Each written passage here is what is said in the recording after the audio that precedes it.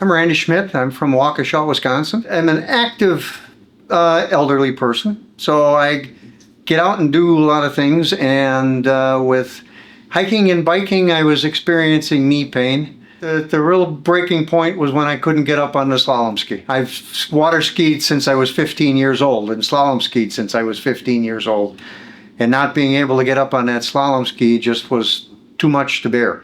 Then I sat down and talked with Dr. Kelly. So he asked me some questions on that and said, I'll bet it's my left knee that was the problem. And he said, I'll bet you ski left foot forward. And I said, yes. And he says, okay, I know why you can't get up. So we went and looked at some x-rays, and he showed me that the interior portion of my left knee, there was bone on bone. And so we discussed the options for potential of surgery.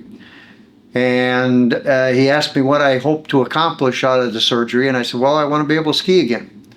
And so he said at that point, he said, well then, because the outside of your left knee still has good spacing, we should be able to just do a partial knee replacement.